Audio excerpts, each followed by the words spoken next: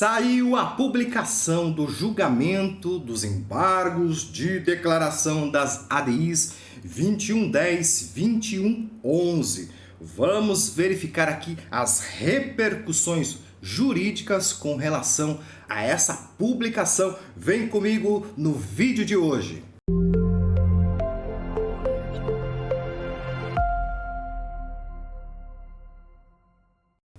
Olá, meus queridos inscritos do canal Falando Direito, como é que vocês estão? Eu espero que vocês estejam, na medida do possível, sinceramente, muito bem. Aqui é Rogério quem vos fala.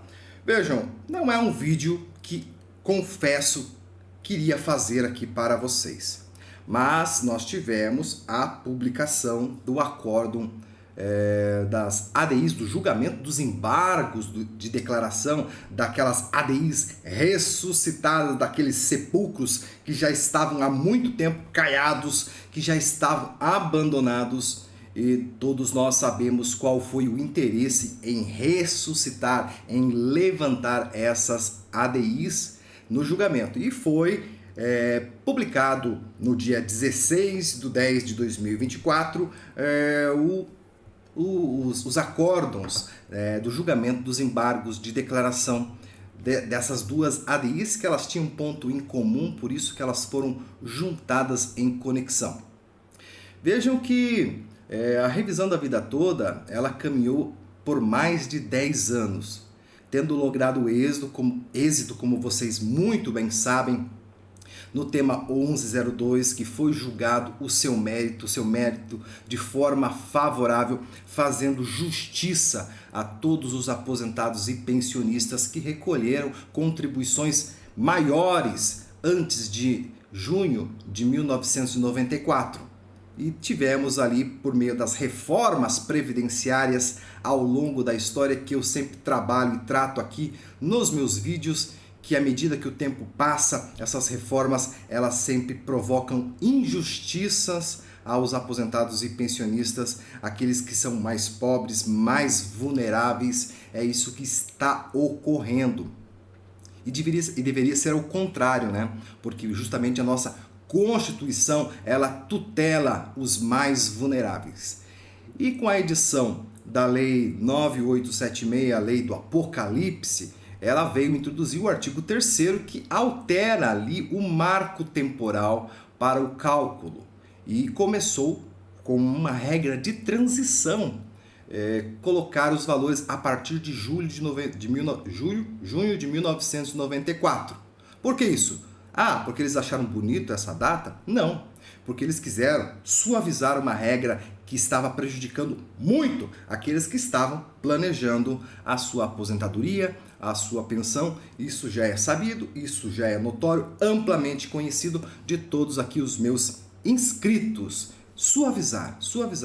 E ao contrário do que foi levantado, divulgado pelo INSS, que haveria um impacto bilionário que poderia comprometer a economia do país, foi uma tese, foi um argumento que venceu, mas nós sabemos que a realidade dos fatos não compactuam com esses argumentos falaciosos, trazendo dados que são infundados. O próprio ministro da Previdência Social, NUPI, disse que esses dados eram chutômetros, mas não foi suficiente para convencer, porque parece, eu tenho a impressão, não sei se vocês também têm essa impressão, quando o ministro ele vai julgar, ele já está convencido numa análise a priori muito mais anterior ao julgamento, e nada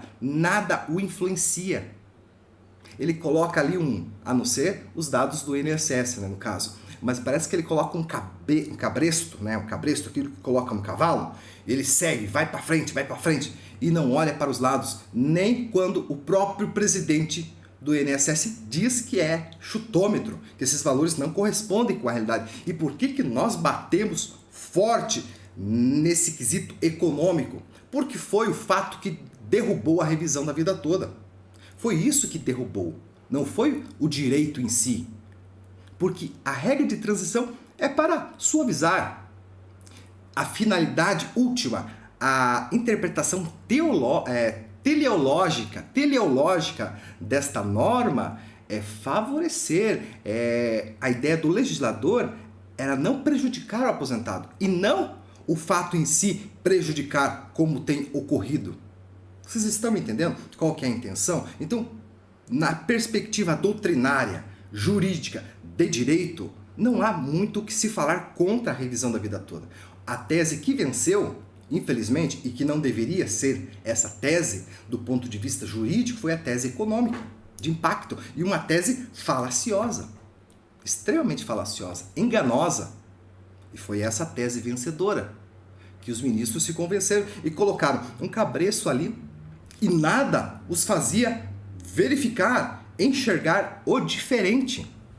Quantas e quantas vezes ali os advogados mais à frente, mais atuantes, doutora Gisele, a ABL, o IEPREV à frente ali, entregando as suas apostilas, os seus resumos dos julgamentos, os valores, até mesmo a organização dos aposentados lesados pelo INSS, a associação que gastou, investiu dinheiro em estudos técnicos, sérios, imparciais, trazendo verdade, trazendo dados, estatísticas verdadeiras para o caso, não foram suficientes para tirar esse cabresto, para fazer com que os ministros enxergassem a realidade e evitassem a injustiça que ocorreu. Ministro Barroso, eu lembro nos meus primeiros vídeos, eu tinha uma grande expectativa com relação a ele. Por quê? Porque não é o mesmo ministro que julgou a desaposentação. Não é o mesmo ministro. Na época, o ministro Roberto Barroso, inclusive ele foi além daquilo que a regra estava, da tese da desaposentação estava pedindo. Ali se queria discutir que os aposentados que continuassem aposentando poderiam ter a possibilidade de revisar e escolher uma aposentadoria melhor, seja por idade. Porque agora, na época eles haviam se aposentado por tempo de contribuição na tese da desaposentação, mas continuaram trabalhando e essa é a realidade de muitos trabalhadores. Se aposentam e continuam. Mas não havia uma legislação, não havia uma regra pré-definida estipulando isso.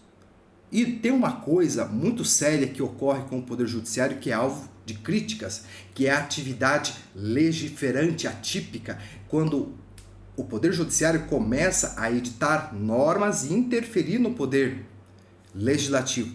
Isso sim é um problema muito grave. E na ocasião, o ministro Barroso propôs até uma atividade legiferante atípica, uma complementação da lei, que aos olhos da doutrina não é bem visto, mas para favorecer o aposentado.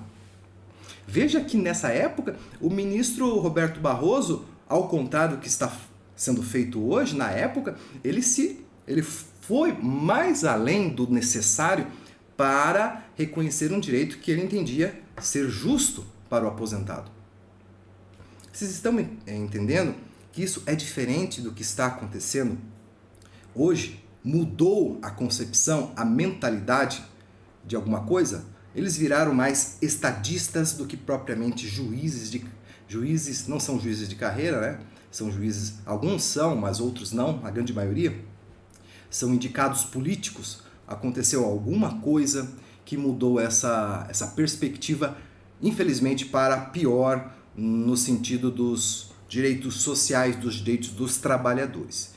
Foi uma grande decepção e ele é o grande arquiteto de toda a derrocada da revisão da vida toda. E vamos agora, então, quero trazer para vocês aqui na tela, na magia do OBS, sem muita alegria, sem muito entusiasmo.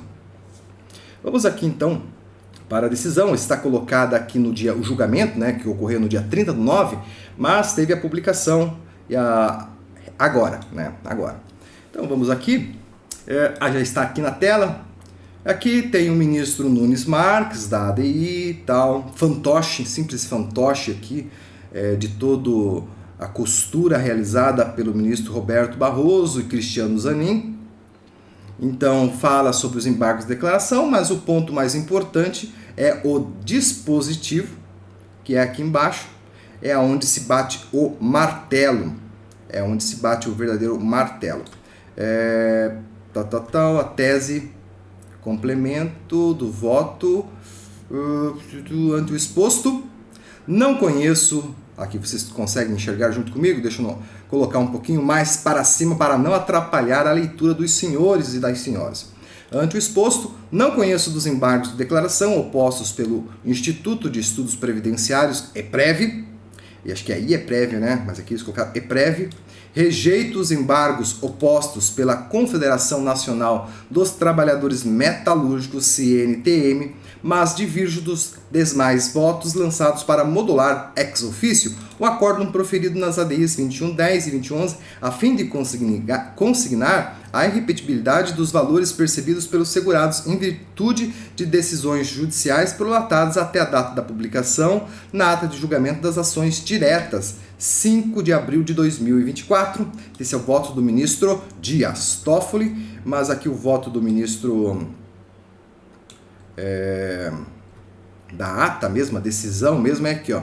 Não conheceu dos embargos de declaração opostos pelo Instituto, o ministro Luiz Roberto Barroso, apenas no ponto em que entendia desnecessária a restituição dos valores recebidos pelos segurados, divergiu na sua modulação. O ministro Dias Toffoli, apenas no ponto em que modulava ex officio o acordo proferido nas ADIs 2110 e 2111, os ministros Alexandre de Moraes, Edson Fachin e André Mendonça, que davam provimento aos embargos opostos pela CNTM e vencidos quanto à manutenção da tese fixada para o tema 1102 da repercussão geral, aderiram à modulação proposta pelo ministro Dias Toffoli. Então, aqui nós tivemos infelizmente, né, a derrocada, aqui bem nessa parte, vejam comigo, eles davam provimento, tendo em vista a ausência de vícios na decisão embargada. O processo foi destacado pelo ministro Alexandre de Moraes. O ministro Gilmar Mendes antecipou seu voto, julgando improcedente e não dando possibilidade, pelo menos nesse momento, dando possibilidade de manutenção da tese do tema 1102. Vejam, não é uma notícia que eu gostaria de dar a todos vocês, né? É um momento muito triste assim, para a segurança jurídica. Pode ser que ocorra alguma coisa no futuro, algo que nos surpreenda, assim como nos surpreendeu de forma negativa nesse julgamento? É possível. Infelizmente ou felizmente, no direito, essas coisas ocorrem e da forma que a gente menos espera. Mas nesse primeiro momento, infelizmente, não vislumbro muitas alternativas. Vamos ver quando pautarem, porque precisarão dar o trânsito em julgado ao tema 1102. Precisarão dar, até mesmo para dizer-se que não está valendo. Vamos verificar o que vai acontecer, tá?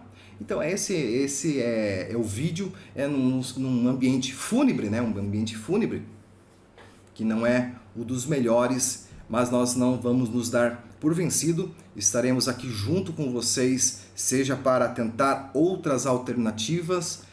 Agradeço a todos aqueles que me acompanharam nos vídeos dedicados à revisão da vida toda, mas isto não é o fim e nos veremos no próximo vídeo, sem muito ânimo nesse vídeo de hoje, nesse ambiente mais fúnebre. Até mais!